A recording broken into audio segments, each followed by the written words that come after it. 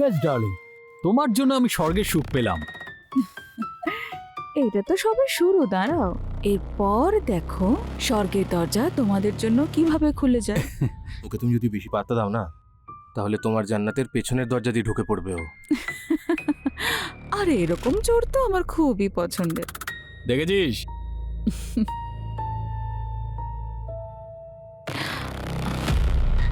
যাও যাক। Bye darling. Bye bye. By.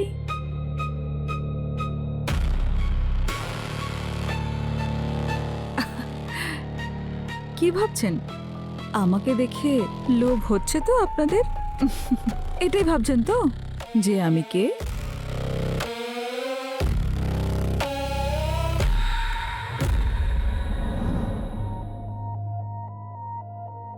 এই খেলা আজ থেকে নয়, অনেক আগে থেকে শুরু হয়েছিল। লোকে বলে যে সৌন্দর্য একটা গিফট, কিন্তু আমার কাছে এটা ট্র্যাপ হয়ে ওঠে। আমার মামার বাড়িটা একেবারেই অজানা। সবাই ওনাকে বিশ্বাস করত, কিন্তু মামার সুযোগ পেতেই আমার সঙ্গে অসভ্যতম করত। আত্মীয় হওয়ার কারণে না ওনাকে কিছু বলতে পারতাম, আর না বাবা মায়ের কাছে কোনো অভিযোগ করেছি।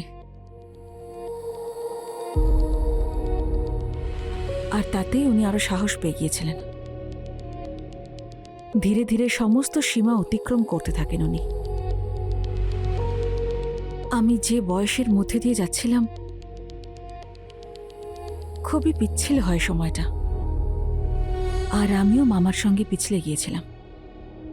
মামা চলে যাওয়ার পরে মামার মতো ভালোবাসার লোক খুঁজতাম, হয়তো অভ্যাসে দাঁড়িয়ে গিয়েছিল। বাড়ির লোকেদের মনে হয়েছিল যে আমি হাত থেকে বেরিয়ে যাচ্ছি, তাই তাড়াহুড়োতে আমার বিয়ে দিয়ে দেওয়া হয়। তা আবার কোনো ডক্টর বা ইঞ্জিনিয়ারের সঙ্গে নয়, একজন ওয়াচম্যানের সঙ্গে।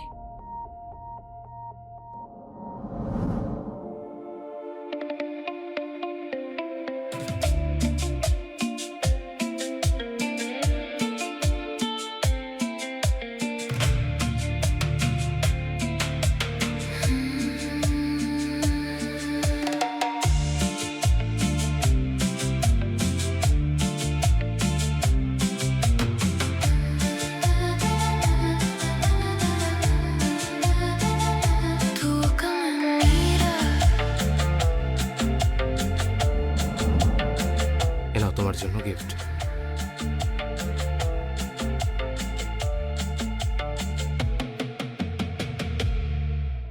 ব্যাস এইটুকুই? আপাতত এইটুকুই। আমার সঙ্গে তো অনেক কিছু করে ফেললে।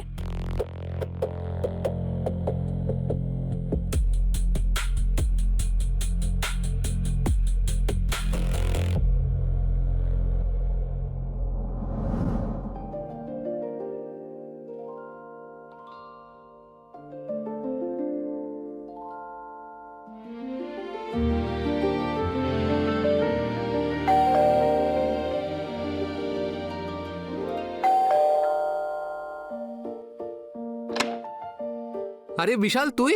আরে মন্টু দাদা, বিয়ের জন্য তোমাকে অনেক অনেক শুভকামনা। থ্যাংক ইউ ভাই। কই গো, শুনছো?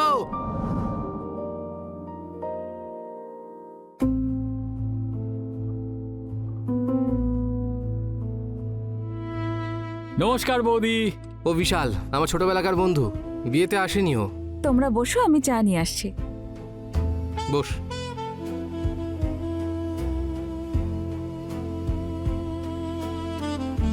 আর তারপর বল। আরে চলছে সবকিছু। নে, চা চলে এসেছে।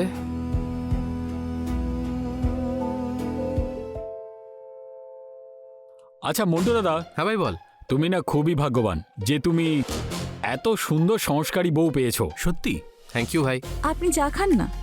খাওয়ার তো ইচ্ছা আছে, কিন্তু খেতে পারবো না, উপোস আছে না।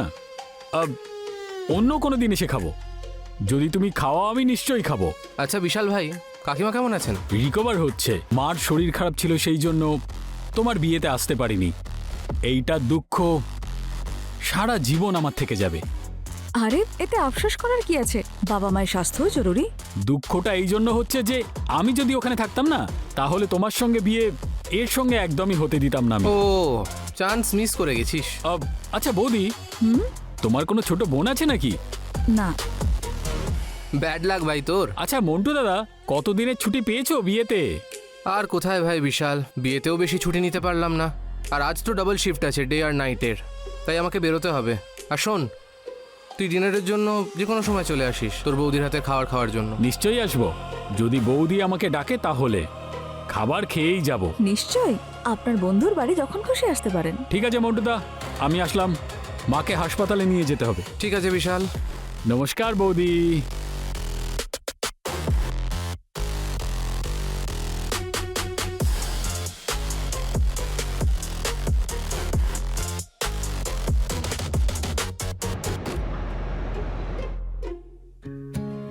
আরে দাঁড়াও, তাড়াহুড়ো কেন করছো? টিফিনটা নিয়ে যাও। আরে থ্যাংক ইউ। এখন তুমি তো জানোই আমি যদি লেট হয়ে যাই তাহলে সোসাইটির লোকগুলো চেঁচাবে। আর ভালো করেছো তুমি টিফিনটা বানিয়ে দিয়েছো, থ্যাংক ইউ। চলো বাই। বাই।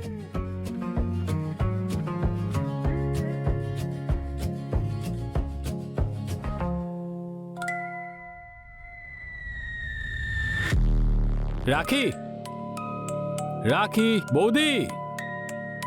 আরে আপনি? ওই বৌদি, আমি না আমার চাবি ভুলে গেছিলাম। আরে হ্যাঁ, আপনি চলে যাওয়ার পরে ও আপনাকে ফোন করছিল, কিন্তু ফোনে পাইনি ও। হ্যাঁ, নেটওয়ার্কের প্রবলেম ছিল হয়তো, এর জন্য। হ্যাঁ, ও বলেছিল যে আপনি চাবি নিতে আবার আসবেন। তাহলে দিয়ে দিন না বৌদি, কতক্ষণ এভাবে দাঁড় করিয়ে রাখবে? ও প্লিজ, আপনি বসুন না, আমি চাবি নিয়ে আসছি। থ্যাংক ইউ বৌদি।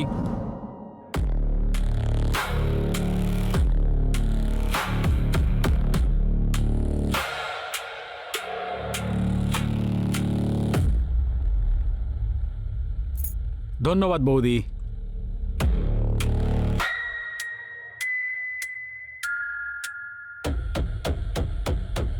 নিজের জিনিস একটু সামনে রাখো। আমার কাছে তো কোনো লকার নেই, কোথায় রাখবো? তাও চাবি নিয়ে করছো? দাদা, বৌদি। আরে বিশাল দাদা, তুমি কখন এলে? আমি এক্ষুনি আসলাম, ওই চাবিটা ভুলে গেছে। আর আচ্ছা। তুই বল, কেমন আছিস? আমি ভালো আছি, তুমি কেমন আছো? আমি ভালো। পড়াশোনা কেমন চলছে? সব ঠিক আছে। ঠিক আছে, আমি আসছি। হ্যাঁ, অন্য কোনো দিন আসবো। বাই। বাই। বৌদি কি রান্না করেছো? আজ ভীষণ খিদে পেয়েছে। এসো, তুমি হাত মুখ ধুয়ে নাও, আমি খাবার বাড়ছি। ঠিক আছে?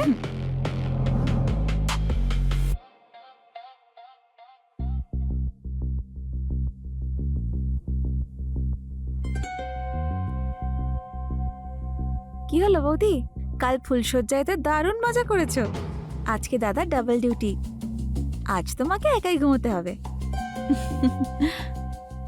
তোমার যদি আমাকে নিয়ে এত চিন্তা হয় তাহলে তুমি শুয়ে পড়ো না আমার পাশে। আরে বৌদি, তোমার এইসব শখ আছে নাকি?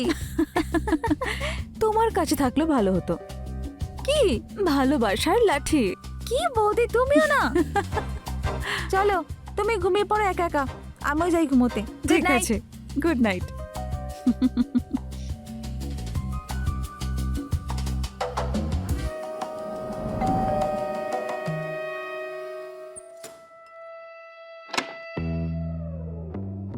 আরে বিশাল, তুমি? হ্যাঁ বৌদি, ওই তোমার বিয়েতে তো আসতে পারিনি, তাই ভাবলাম এই ছোট একটা গিফট তোমার জন্য।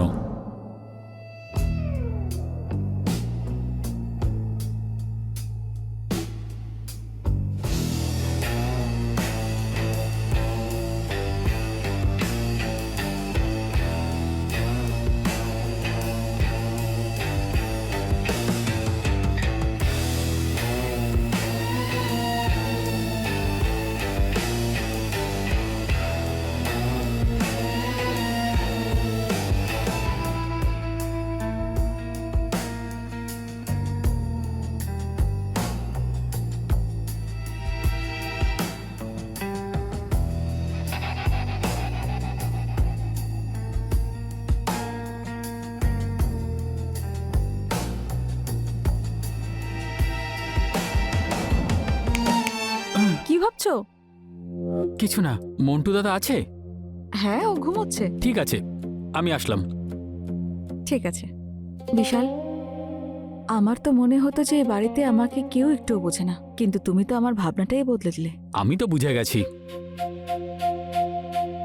আশা করছি যে তুমিও বুঝে যাবে। বাই। বাই।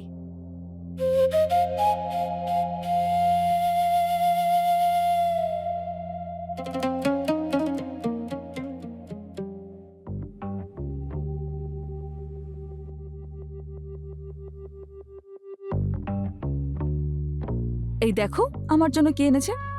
কি এটা? আরে তোমার বন্ধু বিশাল এসেছিল, আমার জন্য গিফট নিয়ে এসেছে। বিশাল এসেছিল? হ্যাঁ। তুমি বলনি আমাকে? আরে তুমি ডাবল ডিউটি করে এসেছো, এত ক্লান্ত ছিলে, কি করে ডিস্টার্ব করতাম তোমায়। আরে সেটা তো ঠিকই কথা, কিন্তু বিশাল এসেছিল, তুমি গিফটও নিয়েছো আর খাওয়ার জন্য বলনি। ও, আমি তো ভুলেই গেলাম ওকে জিজ্ঞেস করতে। আরে ও তো তোমার বন্ধু, তুমি তোকে যখন তখন ডাকতে পারো, তাই না? বন্ধু নয়, ভাইয়ের থেকেও বেশি। সব বিপদেও আমার পাশে দাঁড়ায়, যে কোনো সময় তুমি ওকে ডাকতে পারো। হ্যাঁ, আমারও এমন মানুষ খুব পছন্দের, যে প্রয়োজনের সময় পাশে এসে দাঁড়ায়।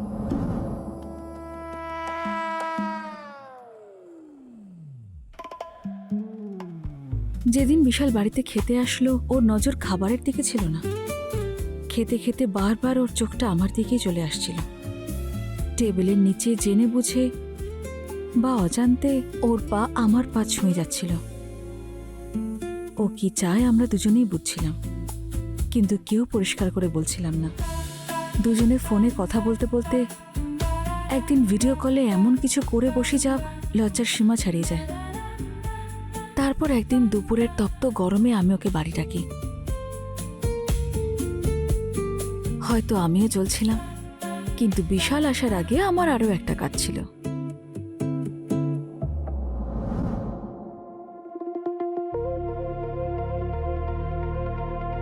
কি হয়েছে? ভীষণ গরম, ইলেকট্রিশিয়ান কোথায়? ভাবলাম প্রথমে আমি প্রবলেম দেখে নিই, যদি সলভ না হয় তাহলে ইলেকট্রিশিয়ানকে ডেকে নেব। আচ্ছা, নিজেকে হিরো ভাবো তুমি? না, আমি অনেক বড় খেলোয়াড়। তাই নাকি? তাহলে দেখাও তোমার খেলা। রাখি কোথায়? রাখি কলেজে গেছে, তুমি ওদের টেনশন নিও না, শুধু নিজের খেলা দেখাও আমার। আচ্ছা।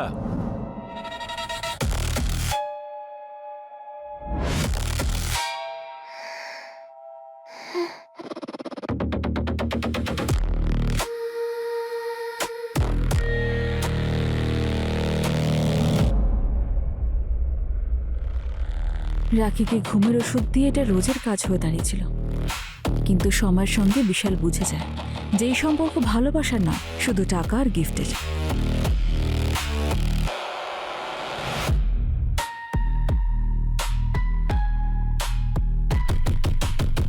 তারপর একদিন এই কথাটা বিশাল সঞ্জয়কে বলে দেয়। সঞ্জয়ের মনে আমার সঙ্গে দেখা করার উৎসাহ জেগে ওঠে, কিন্তু যেই আমাকে দেখলো আমাকে পাওয়ার লোভ করে বসলো। সঞ্জয়ের ছিল ইলেকট্রনিক্সের দোকান। একদিন মন্টুকে 12 ইঞ্চের টিভি লাকি ড্রতে দিয়ে দিয়েছিল। ওর জন্য তো এই টিভিটা ফ্রিতেই ছিল, কিন্তু আমি জানি যে আমি ওটার ইএমআই কিভাবে চোকাচ্ছিলাম। সব খেলারই একটা সীমা থাকে। একদিন রাখি আমাদের ওই অবস্থায় হাতে নাতে ধরে ফেলে। আমি রাখির হাতে পায়ে ধরে ওকে রাজি তো করিয়েছিলাম, কিন্তু এটা আমার কাছে বিপদ হয়ে দাঁড়িয়েছিল। যদি ওর দাদার সামনে গিয়েও মুখ খুলে দেয় তাহলে সব শেষ হয়ে যাবে। ওদের হাত থেকে কি করে মুক্তি পাওয়া যায় এটা রাখির সঙ্গে আলোচনা করি আমি। আর আমার পর সকাল সকাল অন্য কিছুই ভাবছিল।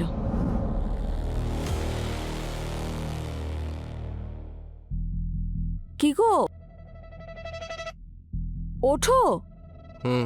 আরে কি হলো, ওঠো, দেরি হয়ে যাচ্ছে তো। ডিউটিতে যাবে না? আজ থেকে নাইট ডিউটি আছে আমার। ও, এসো এদিকে। আরে সকাল সকাল শুরু করলে? সবে স্নান করে বেরোলাম, এখন পুজোও করতে হবে, দেরি হয়ে যাবে আমার। এখন এসব ছাড়ো। কি বাজে গন্ধ বেরোচ্ছে তোমার গা থেকে, যাও কি স্নান করে এসো। উফ, তার উপর এত গরম। একটা এসি ইনস্টল করো না প্লিজ। তুমি জানো এসির বিল কত করে আসে? তুমি দেবে বিল? আরে যদি এই মুরত না থাকে তাহলে আমাকে বিয়ে করেছিলে কেন? হ্যাঁ, আমারও কোনো শখ ছিল না তোমার সঙ্গে বিয়ে করার, বুঝেছো? আমি জানি সুন্দরী মেয়েদের ডিমান্ড কতটা থাকে। হয়তো তোমার পিসি আমাকে ফাঁসিয়ে দিল, তাই নাহলে আমি নিজেই বিয়ে করতাম না। হ্যাঁ হ্যাঁ, যাও।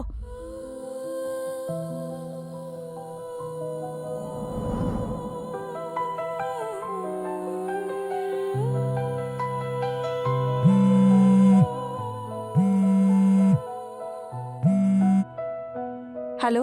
1 সপ্তাহ ধরে না কোনো কথা হচ্ছে, না দেখা হচ্ছে। আর তুমি তো জানো আমার না ভালো লাগছে না একদম। আরে তুমি তো ভালো করে জানো যে রাখি সবকিছু দেখে নিয়েছে। তুমি যদি আবার আসো না, তাহলে রাখি কিন্তু আমাকে ছাড়বে না। আমার কাছে একটা আইডিয়া আছে। কি?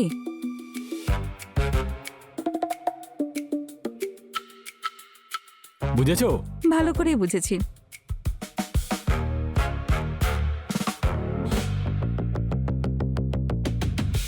আরে শোনো, শুনছো? টিফিনটা তো নিয়ে যাও।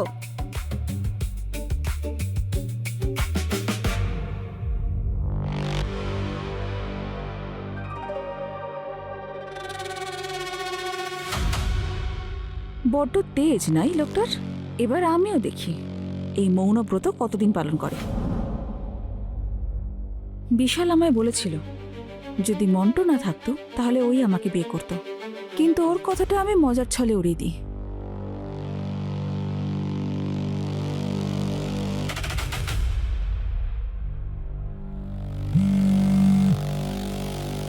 কারণ নিজের মজার জন্য আমি নিষ্পাপ কোনো লোককে মারতে পারতাম না, কিন্তু কি করব, বিশাল আর সঞ্জয়কে ছাড়া থাকতেও পারছিলাম না।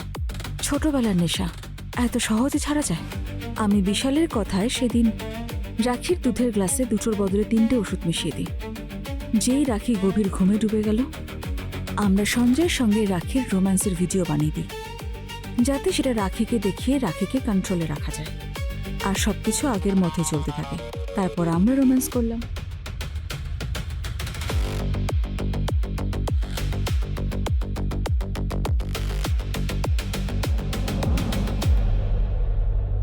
রাখি, রাখি, রাখি ওঠো, রাখি।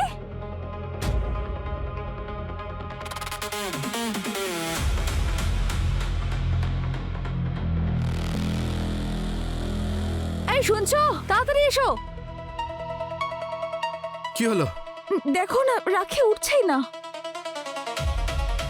রাখি, রাখি, ওঠ না রাখি।